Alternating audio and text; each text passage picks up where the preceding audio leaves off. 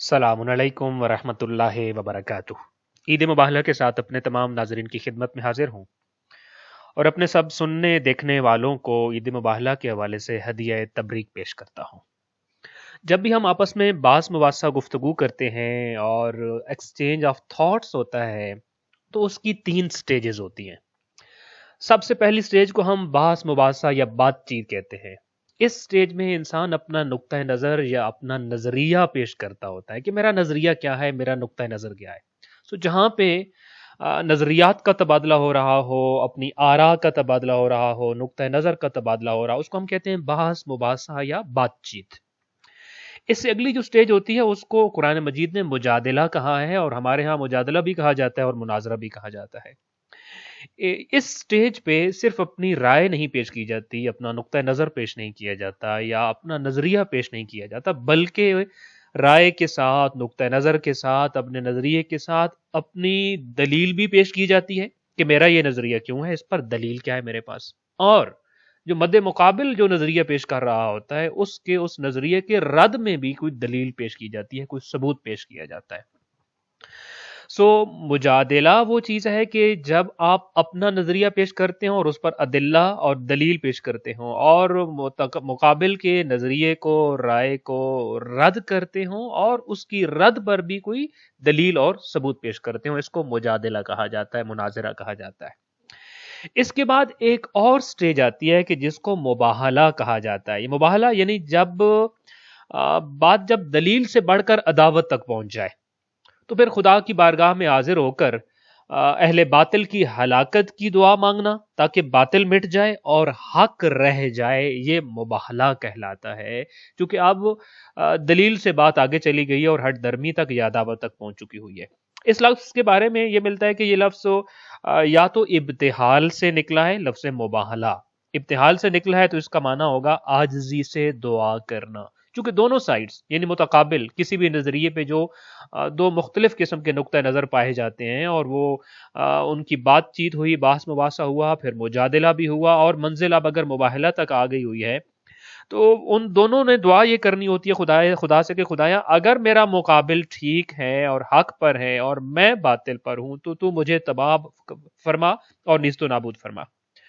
اور اگر میں حق پہ ہوں اور میرا مد مقابل جو ہے وہ باطل پہ ہے تو ان کو نیست و نابود فرما، یعنی باطل کی نیستی و نابودی کی دعا۔ تو اس میں ظاہر ہے عاجزی ضرور ہوتی ہے کہ جو بھی باطل ہے اس پر اس کی نیست و نابود ہونے اور اس کے تباہ و برباد ہونے کی دعا۔ ابتحال کا مطلب ہوتا ہے عاجزی سے دعا کرنا، یا پھر یہ لفظ جو ہے وہ بہالہ سے نکلا ہے اور جس کا معنی ہوتا ہے نفرت کرنا یا بد دعا کرنا، کیونکہ یہاں پر اہل باطل سے نفرت ہوتی ہے، باطل سے نفرت ہوتی ہے اور پھر باطل کے لیے بد دعا کی جاتی ہے، لہٰذا اس کو مباہلہ کہا جاتا ہے۔ جب ہم عید مباہلہ منا رہے ہیں تو اس کا مطلب یہ جو تمہید آپ کے سامنے پیش کی ہے، اس سے ایک بات ہمیں سمجھ آ جانی چاہیے کہ نبی کریم صلی اللہ علیہ وآلہ وسلم نے جب مباہلہ کیا تو کہیں کوئی معاملہ ایسا تھا جس پہ بات چیت ہوئی، پھر نظریات کے ساتھ ساتھ دلیلیں بھی پیش کی گئیں، یعنی مجادلہ بھی کیا گیا، مگر نوبت پھر مناظرے تک آ گئی تو کوئی مرحلہ ایسا ہوگا کہ نبی کریم صلی اللہ علیہ وآلہ وسلم کی زندگی میں کہ کسی ایک پوائنٹ آف ویو پہ بات مباہلہ تک پہنچ گئی۔ وہ دعویٰ کیا تھا، وہ پوائنٹ آف ویو کیا تھا کہ جس کے اوپر نبی کریم صلی اللہ علیہ وآلہ وسلم نے مباہلہ کیا۔ پہلا سوال جس کو ہم آج انشاءاللہ تعالی ڈسکس کرنے جا رہے ہیں وہ یہ ہے کہ نبی کریم صلی اللہ علیہ وآلہ وسلم کا دعویٰ کیا تھا کہ جس پر پہلے باس مباحثہ ہوا، پھر مجادلہ ہوا اور پھر مباہلہ کی نوبت آ گئی۔ اس کا جواب یہ ہے کہ اسلام جب مدینہ میں آیا اور مدینہ کی ریاست پھیل رہی تھی اور مختلف ساتھ ساتھ والے علاقوں میں اسلام جب جا رہا تھا تو عیسائیوں نے اسلام سے مرعوب ہو کر جب دیکھا کہ مختلف علاقوں میں اسلام پھیل رہا ہے اور سارے علاقے مفتوح ہو کر اسلام میں داخل ہو رہے ہیں اور حکومت اور ریاست اسلامی میں داخل ہو رہے ہیں، تو پھر انہوں نے اپنا ایک 70 رکنی وفد مدینہ بھیجا تاکہ وہ جا کر حقیقت حال کو معلوم کرے کہ یہ محمد مصطفیٰ جو ہیں یہ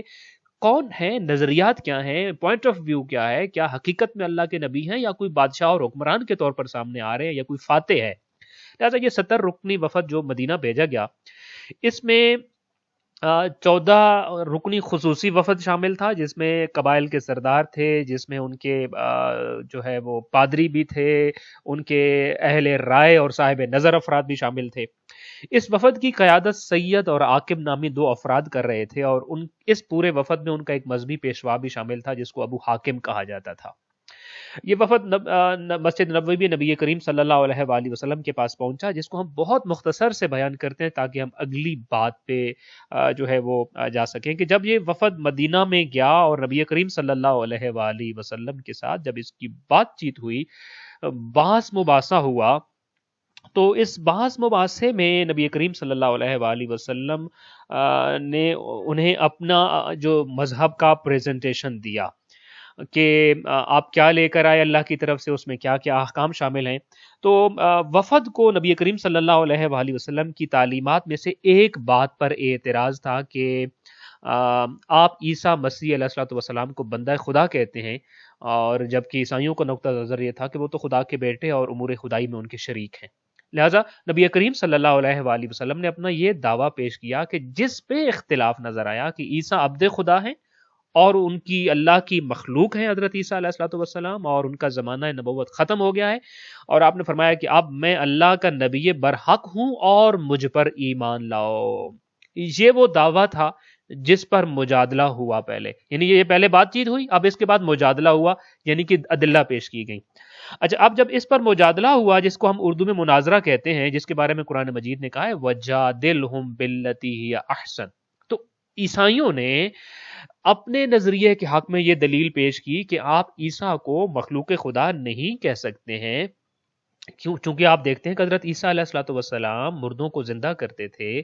اور جو اندھے ہوتے تھے ان کو بینائی مل جاتی تھی، مریضوں کو شفا یاب کر دیتے تھے اور شفا دیتے تھے، تو آپ کیسے ان کو یہ کہتے ہیں کہ وہ عبد خدا تھے؟ تو نبی کریم صلی اللہ علیہ وآلہ وسلم نے ان کی اس دلیل کو یوں کہہ کے رد کیا کہ وہ جو کچھ کرتے تھے یہ بِإِذْنِ اللہ تھا،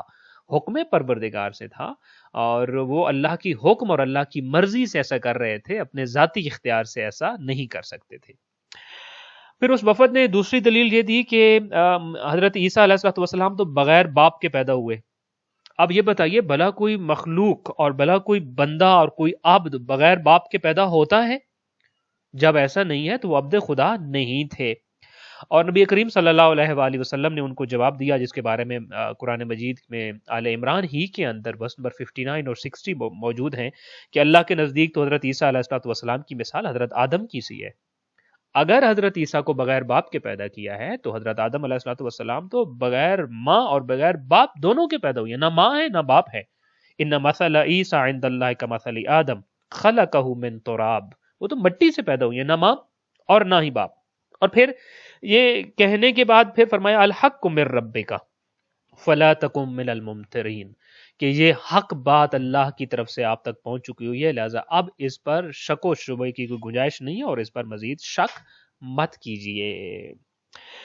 اب یہ دلیل جو تھی کہ حضرت آدم علیہ الصلوۃ والسلام بغیر ماں باپ کے پیدا ہوئے، اور اگر آپ ان کو عبد خدا مانتے ہیں، اگر آپ ان کو نبی خدا مانتے ہیں، تو حضرت عیسیٰ علیہ الصلوۃ والسلام تو صرف بغیر باپ کے پیدا ہوئے ہیں، ان کی ماں تو تھی،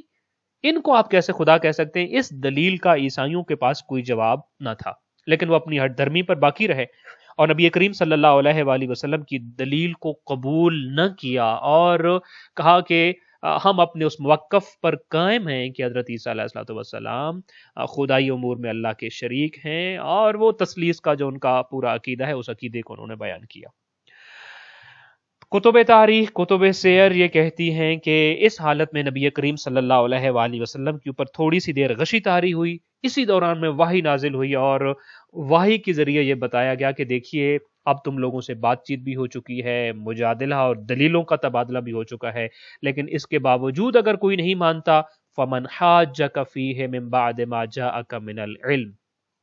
اب بھی اگر کوئی تمہارے ساتھ حجت کرتا ہے اور تمہاری بات کو نہیں مانتا، فقل، تو ان سے کہہ دیجئے تعالوا ندعو ابناءنا وابناءکم ونساءنا ونساءکم وانفسنا وانفسکم، کہ تم بھی اپنے بیٹوں کو میدان میں لے آؤ، ہم بھی بیٹوں کو لے آئیں گے، اور ہم بھی اپنی خواتین کو لے آئیں گے، تم بھی لے آؤ، اور ہم بھی اپنے نفوس کو لائیں گے اور تم بھی اپنے نفوس کو لے آؤ۔ ثم نبتہل پھر مباہلہ کرتے ہیں، فنجعل لعنت اللہ علی الکاذبین اور اس مباہلہ کی صورت میں اللہ کی لعنت اس گروپ کے اوپر نازل ہو جائے گی کہ جو کاذبین میں سے ہے اور جھوٹوں میں سے ہے، یعنی دلیل قبول نہیں تو آؤ مباہلہ کرتے ہیں۔ اچھا، اب دونوں طرف ایک میدان میں اکٹھے ہوتے ہیں اور پھر خدا کی لعنت کا سوال اور دعا کرتے ہیں اس پر کہ جو جھوٹا، اور یہ مباہلہ صرف دعا نہیں ہوتی بلکہ اس دعا مباہلہ یہ ہوتا ہے اس اللہ کی طرف سے کاذبین کے اوپر نازل ہونے والی جو لعنت ہے اس کا مشاہدہ ہوتا ہے در حقیقت۔ لہذا آؤ، اگر دلیل بھی قبول نہیں ہے تو مباہلہ کرتے ہیں اور اپنے اپنے نفوس کو، اپنی خواتین کو اور اپنے بیٹوں کو لے آتے ہیں اور میدان مباہلہ میں مل کر حق اور حقانیت کا مشاہدہ کر لیتے ہیں۔ اس کے بعد میدان مباہلہ کی نوبت آئی یا مباہلے کی نوبت اس وجہ سے آئی ہے۔ یہاں چند باتیں بہت قابل ذکر ہیں۔ پہلی بات یہ ہے کہ قرآن نے جو ہے وہ بتا دیا کہ ابنا جائیں گے اور نساء جائیں گی اور انفس جائیں گے، تو کون کون میدان مباہلہ میں گئے اس کے بارے میں تاریخ یہ کہتی ہے کہ وفد جب مسجد سے واپس جا چکا تو اگلی جو صبح تھی وہ اگلی صبح مباہلہ کی صبح تھی، اور اب یہ رات بڑی ہلچل کی رات تھی دونوں اطراف میں، کیونکہ عیسائی یا نصارہ آپ کہہ لیجیے نجران کے رہنے والے جو تھے وہ ایک فیصلہ کن موڑ پر کھڑے تھے، کیونکہ اب ان کے پاس کوئی رستہ نہیں بچا تھا۔ پہلے تو مسجد نبوی میں وہ ایک رستہ تھا ان کے پاس کہ ٹھیک ہے ہم نہیں مانتے والی بات، لیکن اب ایک ایسی جگہ آ گئی تھی کہ جہاں ان کے پاس کوئی رستہ نہیں تھا، لہذا ساری رات انہوں نے یہ صلاح مشورہ کیا ہے کہ دیکھو ہمیں دیکھنا یہ ہے کہ کل مصطفیٰ کن کو ساتھ لے کر آتے ہیں، کل محمد کن کو ساتھ لے کر آتے ہیں، جن لوگوں کو وہ ساتھ لا رہے ہوں گے تو ان لوگوں اور ان چہروں سے ہی ہمیں اندازہ ہو جائے گا کہ محمد کا دین سچا ہے یا نہیں، وہ اللہ کا نبی ہے یا نہیں۔ اس چیز کا اندازہ تو ان لوگوں کے ساتھ، ان لوگوں کو دیکھ کر ہی ہو جائے گا کہ جن لوگوں کو وہ میدان میں اور میدان مباہلہ میں لے کر آئیں گے۔ لہذا یہ رات عیسائیوں کے لیے زیادہ ٹینشن کی رات تھی کہ اب وہ کوئی رستہ نہیں بچا، وہ ایک بند گلی میں پہنچ گئے۔ اچھا، ادھر اپنی طرف بھی ساری رات چہ گوئیاں ہوئیں اور باتیں ہوتی رہیں کہ دیکھو اب کل جو صبح آنی ہے اس میں نبی کریم صلی اللہ علیہ وآلہ وسلم ابناءنا، نساءنا اور انفسنا میں کن کن ہستیوں کو شامل کرتے ہیں۔ اب یہ دونوں طرف کا آپ کہہ لیجیے نفسیاتی طور پر اور ذہنی طور پر ماحول ہے کہ تیاریاں ہو رہی ہیں مباہلہ کی، اور کل کا دن ایک بہت بڑے نتیجے کے دن کے طور پر دیکھا جا رہا ہے کہ اب کوئی رستہ نہیں بچا سوائے اس کے کہ اب حق ظاہر ہو کر رہے گا اور باطل شکست کھا کر رہے گا۔ جب یہ ساری یہ دونوں طرف یعنی مدینہ میں بھی اور نجران میں بھی یہ ماحول قائم تھا، تو اسی دوران میں نبی کریم صلی اللہ علیہ وآلہ وسلم نے حضرت سلمان کو طلب کیا اور میدان مباہلہ جہاں مباہلہ ہونا تھا وہاں اپنے جو ٹھکانے کی جگہ تھی جہاں جا کر آپ نے کھڑے ہونا تھا اور بیٹھنا تھا، قیام کرنا تھا، اس جگہ کا حضرت سلمان کو بتایا، اور پھر آپ نے ان کو حکم دیا کہ وہ وہاں جا کر وہاں 2 درخت موجود تھے، تو آپ نے سلمان سے کہا کہ وہاں وہ جائیں اور ان 2 درختوں کی شاخوں کو کاٹ دیں اور ان کی جو درمیانی جگہ ہے اس 2 درختوں کے درمیان اس ساری جگہ کو جھاڑو دے کر صاف کر دیں، اور پھر ان درختوں کے اوپر درمیان میں ایک سیاہ چادر جس کو ہم کسا کہتے ہوتے ہیں، ایک سیاہ چادر ڈال دیں اور اس جگہ کو پھر وہ خیمہ کی شکل بن جائے گی، اور اس خیمہ نما جگہ پر پردے والی جگہ پر نبی کریم صلی اللہ علیہ وآلہ وسلم جا کر کھڑے ہوں گے۔ چونکہ نساءنا کا الفاظ بھی آئے ہوئی ہیں، آپ نے کچھ خواتین کو بھی لے کر جانا ہے، جو کہ قرآن یہ کہہ رہا ہے کہ نساءنا کو لے کے آنا ہے۔ اچھا، اب اگلی صبح جب ہوتی ہے 24 ذی الحج کا سورج جب طلوع ہوتا ہے تو ہم یہ دیکھتے ہیں اور تاریخ میں یہ بتاتی ہے کہ نجران کی عیسائی جو تھے وہ اپنے قبائل کے سردار کے ساتھ اور اپنے اس وفد کے ساتھ، اور خاص طور پہ اس 14 رکنی جو وفد اور ممبران تھے ان کے ساتھ، اور یہاں تک کہ عام لوگ بھی بن ٹھن کر اور زرق برق اور بہترین لباس زیب تن کر کے میدان مباہلہ میں حاضر ہوتے ہیں، اور وہ جو اس وفد کے جو سربراہ تھے سید اور عاقب، وہ دونوں بھی اپنے بیٹوں کے ساتھ میدان میں آتے ہیں، اور عیسائی پوری تیاری کے ساتھ جو ہے وہ میدان میں موجود ہوتے ہیں۔ دوسری طرف نبی کریم صلی اللہ علیہ وآلہ وسلم نے میدان مباہلہ میں آنا ہے، اور نبی کریم صلی اللہ علیہ وآلہ وسلم کی تیاری کو صحیح مسلم میں جو بیان کیا ہے وہ یہ ہے کہ لما نزل هذه الآیہ، یعنی یہ جو آیا آل عمران ورس نمبر 61 نازل ہوئی، جس کو ہم آیا مباہلہ کہتے ہیں. تو دا رسول اللہ صلی اللہ علیہ وآلہ وسلم علی و فاطمۃ و حسن و حسین، نبی کریم صلی اللہ علیہ وآلہ وسلم نے علی کو طلب کیا، بلایا، اور فاطمہ کو بلایا، حسن و حسین کو بلایا. ان چار ہستیوں کو بلانے کے بعد فقال، آپ نے فرمایا اللہم ہؤلاء اہلی، اے میرے پروردگار یہی میرا سرمایہ ہے کہ جس کو میں میدان لے کر جا رہا ہوں، یہی میرے اہل البیت ہیں، یہی میرے پیارے ہیں، یہی میرے لخت جگر اور میرے جگر کے ٹکڑے ہیں، یہی وہ میرا سرمایہ جس کے ساتھ میں میدان مباہلہ میں جا رہا ہوں. اچھا، اس کے بعد اگر آپ مختلف تاریخ کی کتابوں کو دیکھیں اور پھر تفسیر کی کتابوں کو دیکھیں، آپ کو کوئی تفسیر کی کتاب، کوئی تاریخ کی کتاب ایسی نہیں ہے جو آپ کو بالکل ایک مکمل صاف اور شفاف پکچر نہ دیتی ہو کہ وہ کون لوگ تھے جو میدان مباہلہ میں حاضر ہوئے تھے. مثلا میں آپ کے سامنے اگر تفسیر الکشاف، جو جس میں علامہ زمخشری لکھتے ہیں کہ نبی کریم صلی اللہ علیہ وآلہ وسلم غدن نبی، یعنی اگلے دن صبح سویرے نبی کریم صلی اللہ علیہ وآلہ وسلم نے امام حسین علیہ السلام کو اپنے سینے پر اٹھا رکھا تھا، اور آخذن بید حسن، اور امام حسن علیہ السلام کی انگلی مبارک جو ہے وہ پکڑ رکھی تھی، وہ فاطمہ تمشی خلفہ، اور حضرت فاطمہ الزہرا سلام اللہ علیہ آپ کے پیچھے پیچھے چل رہی تھیں، اور حضرت علی علیہ السلام حضرت فاطمہ الزہرا سلام اللہ علیہ کے پیچھے بھی پیچھے پیچھے چل رہے تھے. میں عرض کروں اگر کہ یہاں مباہلہ، جیسے کہ ہمارے ایک اور لیکچر میں میں نے آپ کو بتایا تھا کہ خدائی امور اور رسالت کے امور میں کوئی چیز بالاتفاق یا اتفاقیہ اور حادثتاً نہیں ہوتی. جیسے ہم عموماً کوئی کام کرتے ہیں تو ہمارا کنسنٹریشن صرف ایک چیز پہ ہوتا ہے، اور باقی سارے ارد گرد کی چیزیں جو ہوتی ہیں وہ ضرورتاً واقع ہو رہی ہوتی ہیں یا حادثتاً یا اتفاقاً واقع ہو رہی ہوتی ہیں. اللہ کی پلاننگ میں جو کچھ ہوتا ہے وہ حکمت کے ساتھ ہو رہا ہوتا ہے، اس کے اندر بھی سبق ہوتا ہے، حکمت ہوتا ہے، راز ہوتا ہے، وجہ ہوتی ہے. مثلا اسی ترتیب کو دیکھ لیجئے، جب مباہلہ ہوا تو امام حسن علیہ السلام جو ہیں وہ عموماً ہم نے یہ دیکھا ہے ہمارے ہاں رسم و رواج یہ ہوتا ہے کہ جب بچے اس ایج کے ہوتے ہیں جس ایج میں امام حسن اور امام حسین تھے مباہلہ کے وقت، تو عموماً ہم نے یہ دیکھا ہے کہ ایک بچے کو عموماً یہ ہوتا ہے ماں نے اٹھایا ہوتا ہے، اور جو چلنے والا بچہ ہوتا ہے وہ باپ کی انگلی پکڑ کے چل رہا ہوتا ہے. لیکن ہم یہاں ترتیب بالکل الٹ دیکھ رہے ہیں کہ امام حسن علیہ السلام کو کی انگلی بھی رسول پاک نے پکڑی ہوئی ہے، اور امام حسین علیہ السلام کو اٹھایا بھی نبی کریم صلی اللہ علیہ وآلہ وسلم نے ہوا ہے. اصل میں مقصد اور یہ باقی ترتیب، پھر آپ کے پیچھے حضرت زہرا سلام اللہ علیہ ہیں، اور حضرت زہرا سلام اللہ علیہ کے پیچھے علی ابن ابی طالب علیہ السلام ہے. امام حسن اور امام حسین کو نبی کریم صلی اللہ علیہ وآلہ وسلم نے کیوں انگلی پکڑی اور کیوں اٹھا کر لے کے گئے، اس کی ایک وجہ یہ تھی کہ تاکہ امت کو بتائیں کہ میری مباہلہ کی ضرورت تھے میرے فرزندان، ان کو میں لے کر گیا ہوں. کوئی یہ نہ سمجھے کہ چونکہ علی نے جانا تھا اور فاطمہ الزہرا سلام اللہ علیہ نے جانا تھا لہٰذا حسن و حسین تو اس لیے چلے گئے چونکہ وہ چھوٹے تھے اور وہ اپنے ماں باپ کے ساتھ چلے گئے، بلکہ فرمایا یہ میری ضرورت ہے، یہ اسلام کی ضرورت ہے، یہ مدافع اسلام ہے، اور یہ اسلام کی حقانیت کی دلیل بن کر جا رہے ہیں. پھر اپنے بعد حضرت زہرا سلام اللہ علیہ اور ان کے پیچھے علی ابن ابی طالب علیہ السلام کو رکھنے کی ایک وجہ اور حکمت یہ ہو سکتی تھی کہ آپ چاہتے یہ تھے کہ میری بیٹی کے پردے پہ کوئی اور آنچ ابھی نہ، یعنی آپ نے پردہ کیا ہوا ہے، مکمل چادر میں ہے، حجاب میں ہے،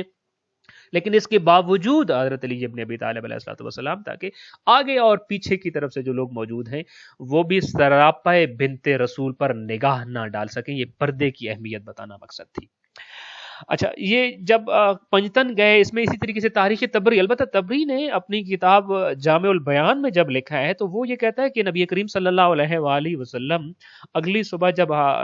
جاتے ہیں میدان مباہلہ میں تو امام حسن امام حسین اور فاطمہ الزہرا سلام اللہ علیہ کے ساتھ جاتے ہیں. البتہ اس روایت کو جس راوی نے روایت کیا ہے عامر،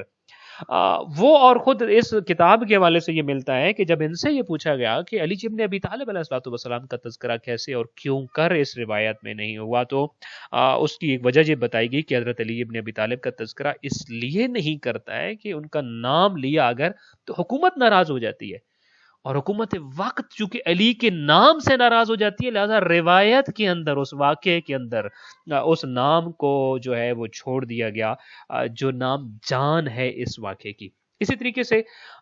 فخر الدین رازی نے اس واقعے کو یوں ہی لکھا، علامہ قرطبی نے بھی اپنی تفسیر الجامع الاحکام القرآن الجامع الاحکام القرآن میں اسی طریقے سے لکھا ہے، ابن جوزی نے اپنی کتاب تذکرۃ الخاص میں، اور میں نے جیسے ابھی آپ سے کہا کہ تقریباً ساری کی ساری تفسیر کی کتابیں اٹھا لیجئے آپ اور تاریخ کی کتابیں اٹھا لیجئے، تو اس میں کوئی بات شک و شبے والی نہیں، بلکہ علامہ زمخشری نے تو ایک خوبصورت قسم کی بات لکھی اس پہ۔ وہ لکھتے ہیں کہ نبی کریم صلی اللہ علیہ وآلہ وسلم جب پنجتن کو لے کر میدان مباہلہ میں آئے ہیں تو وہ کہتے ہیں وفیہ دلیل لا شیء اقوی منہ علی فضل اصحاب الکساء علیہم السلام، کہ پنجتن کو لے کر ہی میدان مباہلہ میں آنا ایک ایسی خصوصیت ہے کہ جسے پتہ چلتا ہے کہ اس سے زیادہ فضل اور فضیلت والی کوئی چیز نہیں تھی جو پنجتن کو ملی ہے، اور اصحاب کساء یا چادر والے اور جو جن کو ہم پنجتن کہتے ہیں، پنجتن کی فضائل کی ایک معراج یہ تھی کہ میدان مباہلہ میں ان کے علاوہ اور کوئی بھی نہیں آیا۔ اسی طریقے سے ابو بکر جساس اپنی کتاب احکام القرآن میں لکھتے ہیں، اور یہ 4 صدی ہجری کی کتاب ہے، اور یہ بڑی خوبصورت بات انہوں نے یہ لکھی، وہ یہ کہتے ہیں کہ روات السیر و نقلۃ الاثر لم یختلفوا، کہ یعنی سیرت نگاروں نے اور مورخین نے اس بات میں ہرگز اختلاف نہیں کیا کہ فی ان النبی اخذ بید الحسن والحسین وعلی وفاطمہ رضی اللہ عنہم، کہ نبی کریم صلی اللہ علیہ وآلہ وسلم نے ان 4 ہستیوں کو اپنے ساتھ لیا، ثم دعا النصارى الذين حاجوه الى المباهلہ، اور ان 4 ہستیوں کو لے کر پھر نصارہ کو مباہلے کی دعوت دی۔ اچھا، اب یہاں بہت ساری باتیں ایسی ہیں کہ جن پہ میں سمجھتا ہوں کہ گھنٹوں گفتگو ہو سکتی ہے، مگر 2 باتیں صرف ہم جو ہیں ان پہ بات کرتے ہیں، زیادہ کنسنٹریٹ کرتے ہیں، اور پھر اس کے بعد انشاءاللہ تعالیٰ اپنی گفتگو کو اختتام کرتے ہیں کہ ہم یہ دیکھتے ہیں کہ نساءنا یعنی عورتوں کو لے کر آؤ، اس میں امت کی ساری عورتیں شامل ہو سکتی تھیں، گنجائش تھی آیت میں کہ ساری امت کی خواتین کو تیار کیا جاتا اور اگلی صبح میدان مباہلہ میں لے جایا جاتا۔ انفسنا، اور امت کے تمام مرد حضرت جو ہیں اور تمام حضرات اس میں شامل ہو سکتے تھے، اور آیت میں گنجائش تھی کہ کہا جاتا کہ سارے مرد تیار ہوں اور کل میدان مباہلہ میں جانا ہے، اسلام کی حقانیت اور سچائی کی دلیل کے طور پر اور گواہ کے طور پہ جانا ہے۔ مگر ہم یہ دیکھتے ہیں کہ نساءنا اور انفسنا میں صرف ایک ہستی کو نبی کریم صلی اللہ علیہ وآلہ وسلم لے کر گئے، باوجود اس کے کہ صیغہ جمع کا تھا، اور عربی زبان میں جمع کا صیغہ 1 پر بھی نہیں صدق کرتا، 2 پر بھی صدق نہیں کرتا، 2 سے زیادہ افراد پر صدق کرتا ہوتا ہے۔ بہرحال نساءنا اور انفسنا میں صرف ایک ہستی یعنی حضرت فاطمہ الزہرا سلام اللہ علیہا اور حضرت علی ابن ابی طالب علیہ الصلوۃ والسلام کو لے کر نبی کریم میدان مباہلہ گئے۔ ابناءنا میں ایک ہستی کو نہیں لے کر گئے، بلکہ ابناءنا میں 2 ہستیاں یعنی امام حسن اور امام حسین دو ہستیاں گئی ہیں۔ نساءنا میں صرف ایک ہستی حضرت زہرا، انفسنا میں صرف ایک ہستی علی ابن ابی طالب علیہ الصلوۃ والسلام، ابناءنا میں 2 ہستیاں یعنی امام حسن اور امام حسین، دونوں ہستیاں۔ وجہ کیا ہے؟ وجہ یہ ہے کہ چونکہ نساء اور انفس میں حضرت علی ابن ابی طالب اور فاطمہ الزہرا سلام اللہ علیہا موجود تھیں، اور ان کی کوئی نظیر نہ تھی کہ جو ان کے ساتھ چل سکتی اور جا سکتی، کوئی ان کے ہم مثل نہ تھا، اور پھر ان کی موجودگی کے بعد تو کسی اور کی وجود کی گنجائش ہی باقی نہیں تھی کہ کسی کو لے جایا جاتا۔ لیکن جب تک حسنین کریمین دونوں نہ آ جاتے اس وقت تک ابناءنا میں گنجائش باقی رہی تھی، لہذا دونوں ہستیوں کو بلایا اور دونوں کا جانا ضروری تھا، لہذا ان کو لے جایا گیا اور میدان مباہلہ میں گئے، اور میدان مباہلہ میں جانے کے بعد پھر جو ہے وہ عیسائی بھی موجود تھے، مسلمان بھی موجود تھے، اور یہاں پہ جب عیسائیوں نے دیکھا کہ مسلمانوں میں نبی کریم صلی اللہ علیہ وآلہ وسلم ان ہستیوں کو لے کے آئے ہیں تو انہوں نے مباہلہ سے انکار کر دیا، یعنی وہ نوبت نہیں آئی کہ اللہ سے طلب عذاب اور طلب لعنت کی جاتی اور وہ لعنت اور وہ عذاب آ جاتا اور اس کا مشاہدہ کیا جاتا۔ اچھا، یہاں ایک اہم ترین مہم مسئلہ جس کے لیے ہم نے یہ بوسٹر آپ کے لیے ریکارڈ کیا، جس پہ ہم خاص طور پہ بات کرنا چاہتے ہیں، یہاں ایک اعتراض کیا جاتا ہے، کہا جاتا ہے کہ دیکھیے جی کہ مسلمان اور عیسائی میدان مباہلہ میں آمنے سامنے ضرور آئے لیکن مباہلہ ہوا نہیں ہے۔ سیرت اور تاریخ کی کتابوں میں لکھا ہے کہ جب نجران کے سب سے بڑے پادری نے ہستیوں کو دیکھا، اور یہاں تک کہ سید اور عاقب کا بھی یہی فیصلہ تھا، اور انہوں نے اپنے اسقف اعظم سے بھی اسی بات پہ مشورہ کیا تھا، تو اس اسقف اعظم نے دیکھ کر یہ کہا تھا کہ یا معشر النصارى، اے نصرانیوں، اے نجران کی عیسائی لوگوں، انی لارا وجوہا لو شاء اللہ ان یزیل جبلا من مکانہ لازالہ بہا، کہ میں یہ دیکھ رہا ہوں کہ محمد مصطفیٰ ان ہستیوں کو اور ان اشخاص کو اپنے ساتھ لے کر آ رہے ہیں کہ اگر ان کا وسیلے سے خدا سے اگر مجھے چاہے کہ یہ مکان اپنا یہ پہاڑ اپنا مکان اپنی جگہ چھوڑ دے، تو ان ہستیوں کے واسطے سے اگر محمد مصطفیٰ نے یہ طلب کیا تو یہ پہاڑ بھی اپنی جگہ چھوڑ دے گا۔ فلا تباہلو، اور مت مباہلہ کرو ان سے وگرنہ ہلاک ہو جاؤ گے۔ لہذا جب یہ سیرت میں یہ ہے اور تاریخ کی کتابوں میں ہے اور پھر تفسیر کی کتابوں میں یہ بات آئی ہوئی ہے، تو اس سے تو پتہ چلتا ہے کہ نصارہ نے اور عیسائیوں نے مباہلے سے انکار کر دیا تھا اور مباہلہ ہوا ہی نہیں۔ ایسا نہیں ہوا کہ نبی کریم صلی اللہ علیہ وآلہ وسلم نے ان کے لیے طلب لعنت کی ہو اور پھر ان لوگوں نے مسلمانوں کے لیے طلب لعنت اور طلب عذاب کی اور خدا سے عذاب اور لعنت کا مانگی ہو اور پھر کوئی فیصلہ ہوا ہو۔ یعنی مباہلہ یہ ہوتا ہے کہ یہ مانگا جائے خدا سے، وہ طلب لعنت ہو، عذاب آئے اور حق واضح ہو جائے اور باطل واضح ہو جائے۔ تو یہ تو ایسا تو ہوا ہی نہیں، لہذا جب مباہلہ ہوا ہی نہیں تو سوال یہ کیا جاتا ہے اور اعتراض یہ کیا جاتا ہے کہ کون ساتھ گیا اور کون نہیں گیا والی بات ہی ختم، کیونکہ اہمیت ہی ختم ہو گئی نا کہ کون ساتھ گیا اور کون نہیں گیا، کیونکہ مباہلہ ہی نہیں ہوا۔ ہاں وہاں مباہلہ ہوتا اور وہ ہستیاں جاتی، نبی کریم دعا کرتے، وہ آمین کرتے اور ان کی آمین اور نبی کی دعا کی وجہ سے حق کا مشاہدہ ہوتا، باطل ہمیشہ ہمیشہ کے لیے نابود ہو جاتا، اور پھر ہم کہہ سکتے تھے کہ فلاں ہستیوں نے اس معرکے میں شرکت کی اور ان کی شرکت اور ان کی آمین کی وجہ سے یہ معرکہ اسلام کو جو ہے فتح ہوا اور اسلام نے فتح حاصل کی۔ لہٰذا پھر بات ہو سکتی تھی اصحاب مباہلہ کون ہیں اور مباہلہ میں کون کون سی ہستیاں گئیں اور وہ سارے فضائل جو پڑھے جاتے ہیں، یہ اعتراض کیا جاتا ہے۔ یقیناً اعتراض سمجھ گئے ہوں گے آپ کہ جب مباہلہ ہوا ہی نہیں تو اس میں کون سا آپ کہہ لیجئے فضیلت ہے یا کون سی پھر بات رہ جاتی ہے، جب کون گیا اور کون نہیں گیا والی بات ہی ختم، چونکہ آگے جا کر مباہلہ ہوا ہی نہیں تھا۔ اس کا جواب کیا ہے؟ دیکھیے، امت کو دو واقعات کھائے جا رہے ہیں، حقیقتاً یعنی کھائے جا رہے ہیں یہ دو واقعات لوگوں کو، ایک غدیر اور ایک مباہلہ، اور یہ دونوں ذی الحج میں اور آخر ذی الحج میں آتے ہیں۔ اچھا، غدیر میں جب واقعہ غدیر کی روایات اتنے تواتر سے آتی ہیں کہ ان کا انکار ممکن نہیں ہے، تو اب یہ نہیں کہتے کہ غدیر میں یہ واقعہ نہیں ہوا یا یہ روایت من کن تو مولا ہو فاز علی مولا وارد نہیں ہوا۔ جب کچھ نہیں کر سکتے تو پھر ولی کے معنی میں رد و بدل کی کوشش کرتے ہیں، چونکہ غدیر کھاتا ہے ان لوگوں کو۔ دوسری طرف مباہلہ ہے، اب ادھر مباہلہ کو چونکہ خود قرآن بیان کرتا ہے، ابناءنا نساءنا انفسنا، خود بیان کر رہا ہے قرآن، لہٰذا آخر میں آ کر یہ کہہ دیتے ہیں کہ اینڈ ریزلٹ تو یہ ہوا کہ مباہلہ تو ہوا ہی نہیں۔ لہٰذا جب اینڈ ریزلٹ یہ ہے تو پھر کون جا رہا تھا کون نہیں جا رہا تھا، کس کو حکم تھا کس کو حکم نہیں تھا، وہ والی بات ہی ختم۔ ہم ان لوگوں سے تین باتیں کریں گے۔ پہلی بات ہم ان سے یہ کریں گے کہ یہ بات تو ایسے ہی ہے جیسے کوئی بہادر ایک میدان میں جائے، ایک معرکہ لگا ہو اور مقابلے کا میدان ہو، اور ادھر سے ایک بہادر میدان میں نکل کر جاتا ہے، ایک بریو انسان، اور دوسری طرف سے اس بہادر کی بہادری کی وجہ سے، اس کی شجاعت کی وجہ سے اور ڈر کر کوئی مقابلے کو ہی نہ نکلے، تو آپ اس بہادر کو یہ تانا دیں کہ اس میں آپ کا کیا کمال، آپ کے تو مقابلے میں کوئی آیا ہی نہیں، آپ کے ساتھ تو کسی کا مقابلہ ہوا ہی نہیں، تو اس میں آپ کا کیا کمال ہے۔ یہاں بہادر کے مقابل نہ آنے کی وجہ اس کی بہادری ہے، اس کی شجاعت ہے، یعنی اس کی بہادری سے اور اس کی شجاعت سے مرعوب ہو کر کوئی مقابلے کے لیے تیار نہیں ہوا اور مقابلے کے لیے نہیں نکلا، تو کیا آپ یہ کہیں گے کہ چونکہ مقابلہ نہیں ہوا، چونکہ میدان میں تو دو بہادروں نے آپس میں جو ہے وہ زور آزمائی کی ہی نہیں ہے، لہٰذا یہاں پہ اس شجاع اور اس بہادر شخص کو کون سا کمال کہ جس کے ڈر سے کوئی آ نہیں رہا۔ لہٰذا یہاں بہادر کے مقابل میں نہ آنے کی وجہ جیسے بہادری اور شجاعت ہوتی ہے، ویسے ہی مباہلہ نہ کرنے کی وجہ ان نفوس کی صدق و سچائی و طہارت ہے۔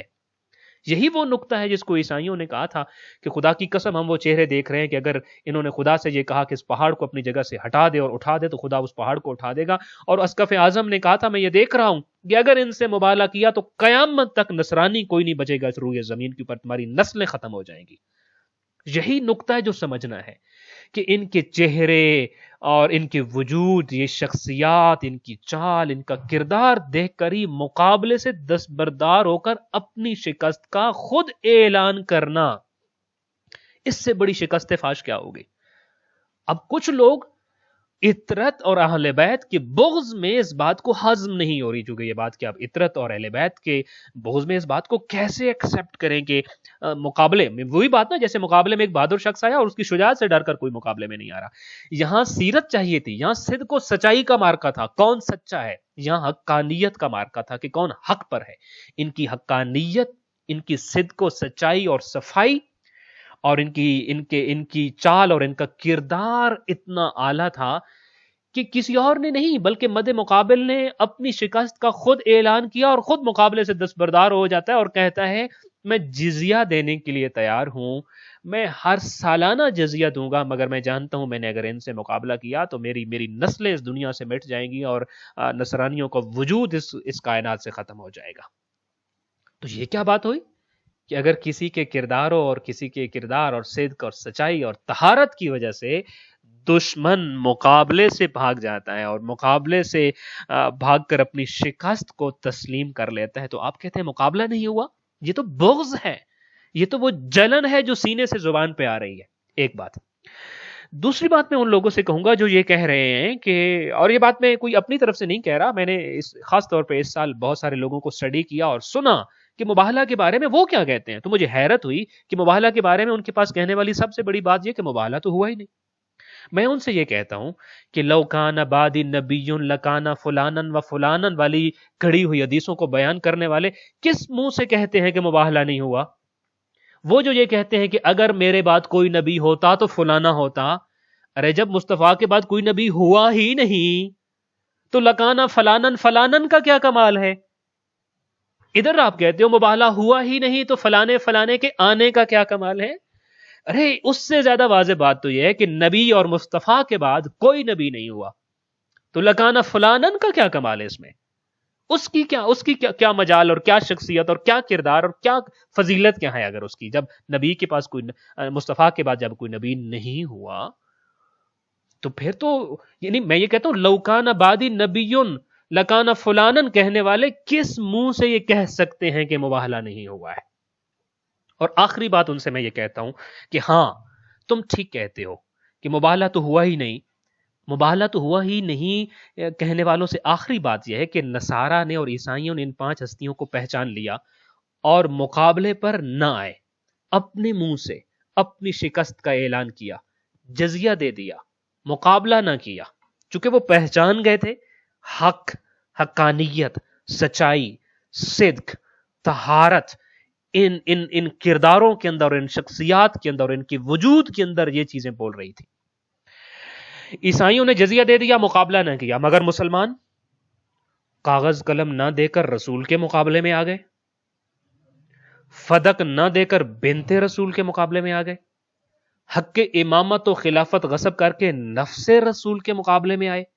اور امام حسن علیہ الصلوۃ والسلام کو زہر دے کر امام حسین کو کربلا میں شہید کر کے فرزندان رسول کے مقابلے میں آئے۔ عیسائی مقابلے میں نہیں آئے، شکست مان لی۔ اچھا شکست کس چیز سے؟ تلوار سے ڈر کے نہیں، کردار، سچائی، وجود۔ مگر مسلمان اسی رسول کے مقابلے میں، اسی بنت رسول کے مقابلے، نفس رسول کے مقابلے میں، فرزندان رسول کے مقابلے میں، اور پھر مزے کی بات یہ پھر بھی پکے مسلمان رہے اور ہلاک بھی نہیں ہوئے۔ تو اس سے تو معلوم ہوتا ہے اس سے نصارہ بہتر ہے، مقابلہ نہ کیا، مقابلہ نہ کیا، شکست قبول کر لی، جزیہ قبول کر لیا، مگر چہرے پہچان لیے کہ ان سے مقابلہ نہیں ہو سکتا، اور مسلمان تب سے لے کر آج تک مقابلہ کر رہا ہے ان چہروں سے، تب سے لے کر آج تک لگا ہوا ہے۔ نبی کو کاغذ قلم نہ دے کر ایک مقابلہ شروع کیا گیا اور آج تک اس مقابلے پہ یہ جو کہہ رہے ہیں کہ مباہلہ تو ہوا ہی نہیں، یہ وہی مقابلہ ہے جو کاغذ قلم نہ دینے والوں نے جس کی بنیاد رکھی تھی، اور وہ آج بھی ہو رہا ہے کہ مباہلہ تو ہوا ہی نہیں ہے۔ اور آخری بات اس ضمن میں جو آپ سے میں کرنا چاہوں گا وہ یہ ہے کہ اپنے دل کو صاف کیجئے، اپنے دل کو صاف کیجئے۔ جن کی حقانیت کو دشمن نے مان لیا اور دشمن نے اپنی شکست کو قبول کیا ہے، دشمن ریاست اسلام میں جزیہ دے کر رہنے کو قبول کیا ہے، ان کو اپنے اور کلمہ گو ماننے کے لیے تیار نہیں ہے، ان کے کردار کو ماننے کے لیے تیار نہیں ہے۔ اور آخری بات جو میں اپنے مومنین کے لیے خاص طور پہ کرنا چاہتا ہوں، دیکھیے قرآن مجید نے جہاں واقعات کو بیان کیا تو وہ ماض قصے کہانیاں نہیں ہیں، بلکہ وہ عبرتیں ہیں۔ درس ہے ان میں، سیکھنے کی چیزیں، تاکہ اس سے ہم اپنی زندگی میں چیزیں سیکھیں۔ قرآن کے سارے واقعات کا مقصد یہی ہے۔ اچھا، قرآن نے واقعہ مباہلہ کو بھی بیان کیا ہے، انفسنا و انفسکم و نساءنا و نساءکم و ابنانا و ابناءکم کو بھی بیان کیا ہے۔ ہمارے لیے کیا پیغام ہے؟ میرے اور آپ کے لیے پیغام یہ ہے کہ دیکھیے، فضائل کو قبول کرنا، شخصیت کو قبول کرنا، مگر ان کے کردار کو، ان کے نظریے کو قبول نہ کرنا، یہ تو نصارہ کی پیروی ہے اور ان کا طریقہ ہے۔ اب اگر مومن، میں اور آپ صرف فضائل کو تو مانتے ہیں اور ان کی سیرت و کردار کو قبول نہیں کرتے، ان کی شخصیت کو قبول نہیں کر رہے ہیں، صرف ان کے فضائل کو مان رہے ہیں، ان کے نظریے کو قبول نہیں کر رہے ہیں، ان کے عمل کو قبول نہیں کر رہے ہیں، ان کے کردار کو قبول نہیں کر رہے ہیں، تو اس بات نے کیا عیسائیوں کو فائدہ دے دیا تھا؟ یہ بات تو عیسائیوں کو فائدہ نہ دے سکی اور نہ ہی ہمیں دے گی۔ مباہلہ یہ بتا رہا ہے صرف منہ سے کہنے سے اور منہ سے ماننے سے کچھ نہیں ہوگا۔ اگر منہ سے کہنے اور ماننے سے ہوتا تو عیسائیوں نے مان لیا تھا، وہ بھی حق میں آ گئے ہوتے ہیں اور ان کی آخرت بالخیر بھی ہوتی اور وہ بھی صاحب فضائل بن گئے ہوتے اور وہ بھی ہدایت یافتہ بن گئے ہوتے۔ لہٰذا اگر وہ ان چیزوں سے صاحب فضائل نہیں بنے تو آپ بھی اور میں بھی تب تک اس حق کو جب تک کو قبول نہیں کریں گے، ان کے نظریات پہ زندگی اور ان کے بتائے گئے طریقے کے مطابق زندگی گزاریں گے نہیں، اس وقت تک ہمارا بھی فائدہ اس میں کبھی نہیں ہو سکتا۔ دعائیں خالق کائنات ہمیں اس دنیا میں طریقہ محمد و آل محمد پر چلنے کی توفیق عطا فرمائے۔ والسلام علیکم ورحمۃ اللہ وبرکاتہ۔